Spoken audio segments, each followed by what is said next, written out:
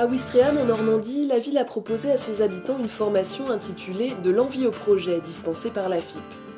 Il s'agit d'une action concrète pour inviter les citoyens à créer leur activité. Pour un porteur de projet qui vient nous voir et qui se pose des questions sur comment faire pour pouvoir s'installer dans son activité, effectivement, nous, ce qu'on lui propose, c'est un parcours, en fait, un parcours en formation ou un parcours individuel, mais on préfère l'orienter vers les formations, puisqu'il y a un cadre, je dirais, d'émulation plus intéressant pour lui.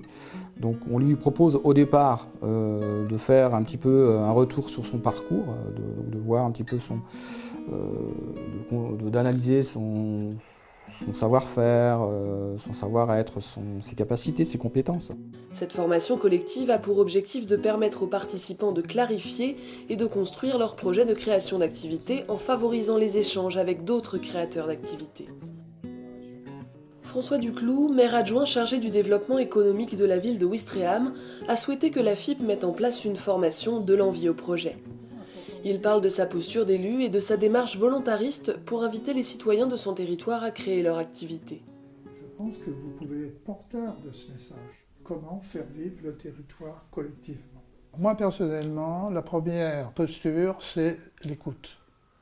C'est-à-dire que finalement, ils n'en avaient pas l'habitude. S'ils viennent, ils téléphonent, ils demandent à parler, ils peuvent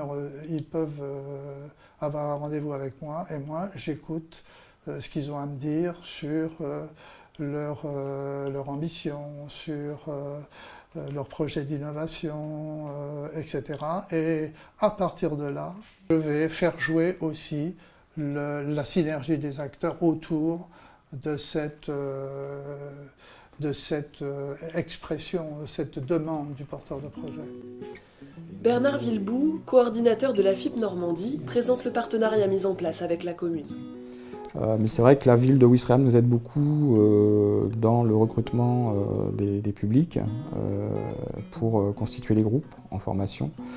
Nous appuyons aussi maintenant sur le pôle emploi de Hérouville, qui est donc l'autre prescripteur principal pour la mise en place de ces formations.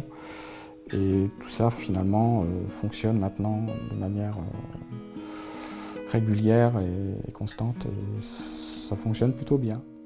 En termes d'impact, c'est de constater que les demandeurs d'emploi ou les porteurs de projets souhaitent aussi être accompagnés, si vous voulez.